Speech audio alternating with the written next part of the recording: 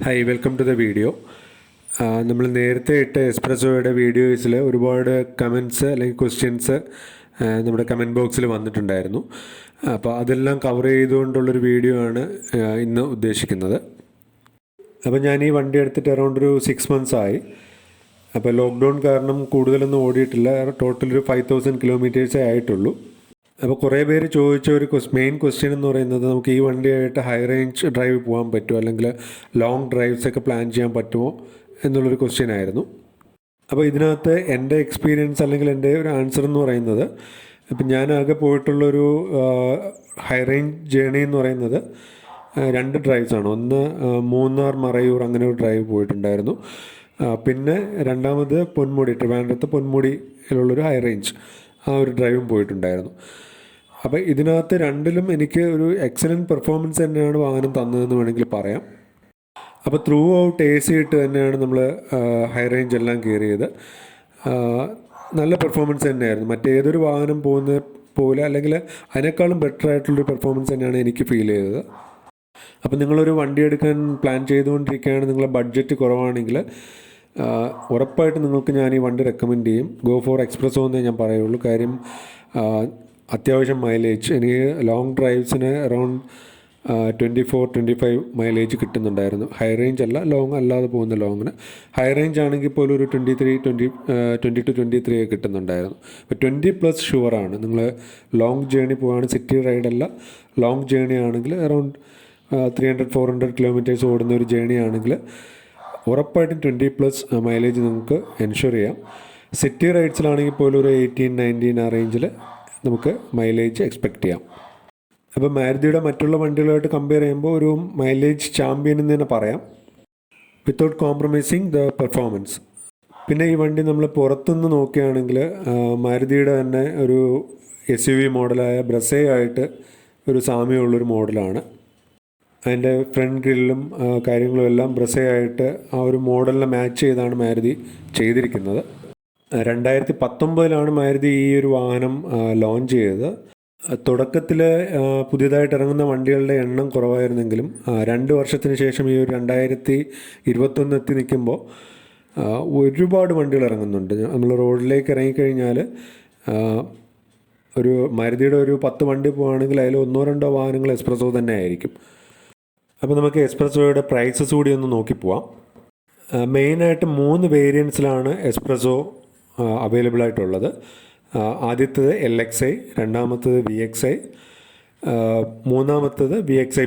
അങ്ങനെ 3 വേരിയൻസിലാണ് ഉള്ളത് മെയിനായിട്ട്. നമ്മളിപ്പോൾ ഈ കാണുന്ന വണ്ടി VXI+ വേരിയൻ്റാണ്, അല്ലെങ്കിൽ ടോപ്പ് എൻഡ് വെർഷനാണ്. അപ്പോൾ ഇതിനകത്തുള്ളൊരു മെയിൻ അഡ്വാൻറ്റേജ് എന്ന് പറയുന്നത്, അല്ലെങ്കിൽ ഫീച്ചർ എന്ന് പറയുന്നത്, ഇതിനകത്ത് ടച്ച് സ്ക്രീൻ ഡിസ്പ്ലേ ഉണ്ടെന്നുള്ളതാണ്. ഞാൻ അകത്ത് കയറുമ്പോൾ കാണിക്കാം. അപ്പോൾ LXI വെർഷന് അറൗണ്ട് ഒരു 4.75 lakhs-ഉം VXI വെർഷന് 5 lakhs-ഉം VXI+ വെർഷൻ, അതായത് ഈ കാണുന്ന മോഡലിന് 5.25 lakhs-ഉം ആണ് ഒരു അപ്രോക്സിമേറ്റ് പ്രൈസസ് വരുന്നത്. അപ്പോൾ ഞാനിപ്പോൾ പറഞ്ഞത് ഓൺ-റോഡ് പ്രൈസസ് ആണ്. ഇത് ഡീലർ ടു ഡീലർ വേരി ചെയ്യാം. അപ്പോൾ നമ്മൾ വണ്ടി എടുക്കാൻ തീരുമാനിക്കുമ്പോൾ നമ്മുടെ ആ ലൊക്കാലിറ്റിയിലുള്ള മൾട്ടിപ്പിൾ ഡീലേഴ്സിൻ്റെ കയ്യിൽ നിന്ന് നമ്മൾ എസ്റ്റിമേറ്റ് വാങ്ങുക. അതിൽ ഏറ്റവും കൂടുതൽ ഓഫേഴ്സും കാര്യങ്ങളും തരുന്ന ഡീലറുടെ കയ്യിൽ നിന്ന് വണ്ടി എടുക്കാൻ ശ്രമിക്കുക.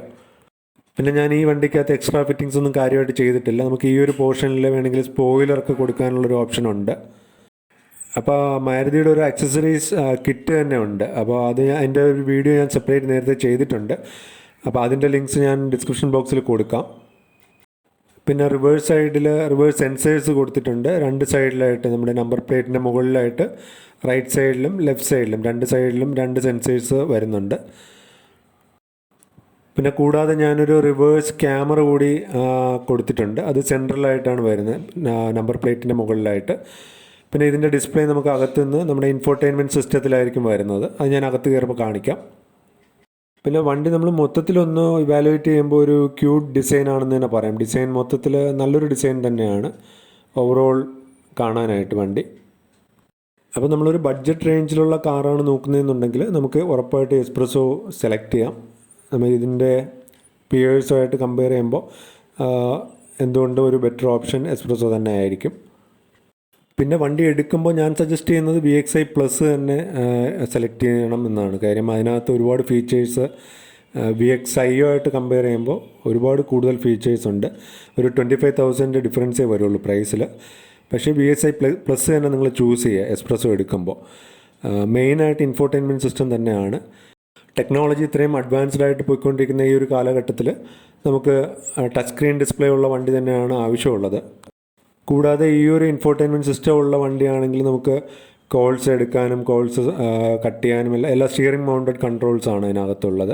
അപ്പോൾ ഞാനത് സ്റ്റിയറിംഗിൽ കാണിക്കാം. അപ്പോൾ നമുക്ക് ഫോൺ ഉപയോഗിക്കാതെ തന്നെ നമുക്ക് സ്റ്റിയറിംഗ് മൗണ്ടഡ് കൺട്രോൾസ് ഉള്ളതുകൊണ്ട് അതിൽ കൂടി തന്നെ നമുക്ക് കോൾ എടുക്കാനും കോൾ കട്ട് ചെയ്യാനും പിന്നെ സംസാരിക്കാനും എല്ലാം ഉള്ള ഓപ്ഷൻസ് ഉണ്ട്. അപ്പോൾ നമുക്ക് വണ്ടിയുടെ ഇൻറ്റീരിയർ കൂടി ഒന്ന് നോക്കാം. അപ്പോൾ ഈ ഒരു വാഹനത്തിൻ്റെ ഒരു മെയിൻ ഹൈലൈറ്റ് എന്ന് പറയുന്നത് അതിൻ്റെ ഒരു ഹൈറ്റ് തന്നെയാണ്. പ്രായമുള്ള ആൾക്കാർക്ക് വണ്ടിക്കകത്തേക്ക് കയറാനും ഇറങ്ങാനും ഉള്ളൊരു കൺവീനിയൻസ് തന്നെയാണ് ഈ എസ്പ്രസോയുടെ ഒരു മെയിൻ ഹൈലൈറ്റ്. അപ്പോൾ ഇൻറ്റീരിയർ ഉള്ള ഓരോ ഫീച്ചേഴ്സും ഞാനിപ്പോൾ സ്പെസിഫിക് ആയിട്ട് എടുത്ത് പറയുന്നില്ല. അതിനെക്കുറിച്ചുള്ള ഡീറ്റെയിൽഡ് വീഡിയോസ് ഞാൻ നേരത്തെ ചെയ്തിട്ടുണ്ട്. അപ്പോൾ അതിൻ്റെ എല്ലാം ലിങ്ക്സ് ഞാൻ ഡിസ്ക്രിപ്ഷൻ ബോക്സിൽ കൊടുക്കാം. കൂടാതെ ഐകാർഡ്സ് ആയിട്ട് ഞാനിവിടെ ആഡ് ചെയ്യാൻ ശ്രമിക്കാം.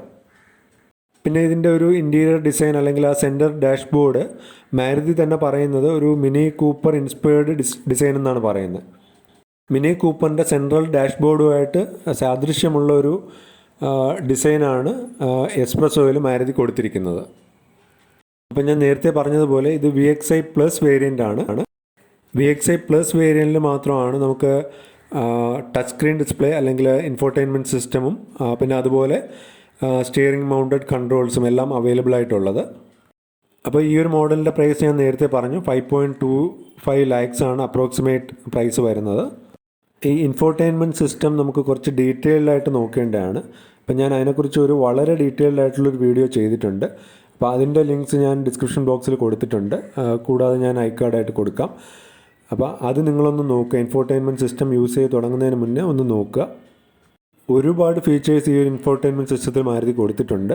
അപ്പോൾ അത് നമ്മളൊന്ന് ഡീറ്റെയിൽഡ് ആയിട്ട് നോക്കി വെച്ച് കഴിഞ്ഞാൽ നമ്മുടെ കൺവീനിയൻസ് നോക്കി നമുക്കത് പ്രവർത്തിപ്പിക്കാൻ സാധിക്കും.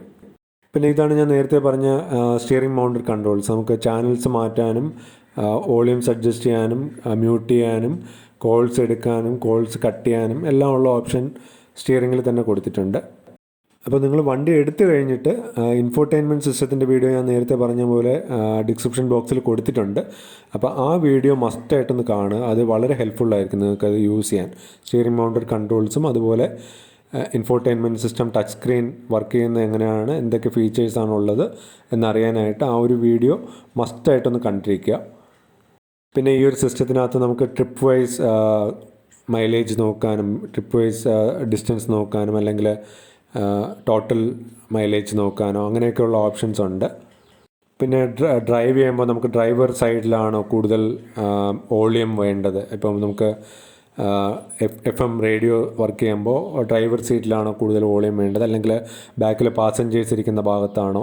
അപ്പോൾ അതെല്ലാം നമുക്ക് ഈ ഒരു ഇൻഫോർടൈൻമെൻറ്റ് സിസ്റ്റത്തിനകത്ത് അഡ്ജസ്റ്റ് ചെയ്ത് കൊടുക്കാൻ ഓപ്ഷൻസ് ഉണ്ട്. പിന്നെ ഈ ഒരു വണ്ടി VXI പ്ലസ് ടോപ്പ് എൻഡ് വേരിയൻറ്റിൽ നോർമൽ വേർഷനാണ്.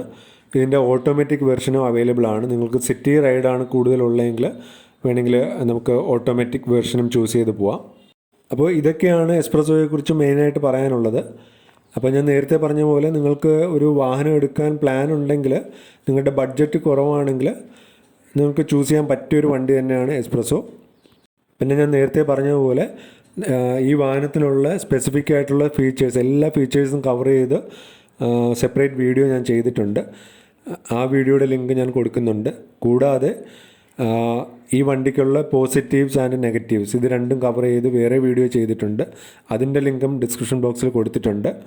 പിന്നെ ഒരു ആക്സസറീസ് കിറ്റ് മാരുതി പ്രൊവൈഡ് ചെയ്യുന്നുണ്ട്. അപ്പോൾ ആ കിറ്റ് നിങ്ങൾ പർച്ചേസ് ചെയ്യുകയാണെങ്കിൽ ആ കിറ്റിനകത്തുള്ള കാര്യങ്ങളെല്ലാം നിങ്ങളുടെ വണ്ടിയിൽ അപ്ലൈ ചെയ്ത് തരും. അപ്പോൾ ആ കിറ്റിൻ്റെ പ്രൈസസും കിറ്റിൻ്റെ അകത്ത് എന്തൊക്കെയാണ് ഇൻക്ലൂഡഡ് ആയിട്ടുള്ളതെന്നും ഞാനൊരു വീഡിയോ അതിൻ്റെ പേരിലും ചെയ്തിട്ടുണ്ട്. അപ്പോൾ ആ വീഡിയോയുടെ ലിങ്ക് ഞാൻ ഈ ഡിസ്ക്രിപ്ഷൻ ബോക്സിൽ കൊടുക്കുന്നുണ്ട്. പിന്നെ ഇൻഫോർടൈൻമെൻറ്റ് സിസ്റ്റം നിങ്ങൾ LXIയോ VXIയോ ആണ് എടുക്കുന്നതെന്നുണ്ടെങ്കിൽ നിങ്ങൾക്കത് ആ ഒരു വീഡിയോയുടെ ആവശ്യം വരില്ല.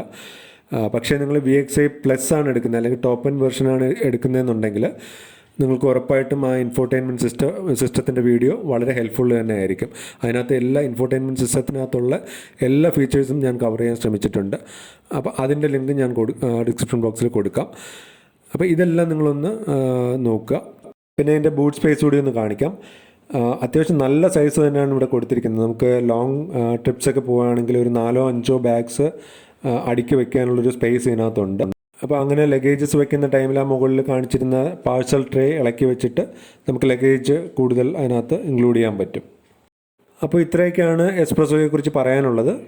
അപ്പോൾ ഈ വീഡിയോ ഇഷ്ടപ്പെട്ടെങ്കിൽ ചാനലൊന്ന് സബ്സ്ക്രൈബ് ചെയ്ത് സപ്പോർട്ട് ചെയ്യുക. കൂടാതെ ആ ബെൽ ഐക്കൺ കൂടി എനേബിൾ ചെയ്യുക. അപ്പോൾ thanks for watching. Bye bye.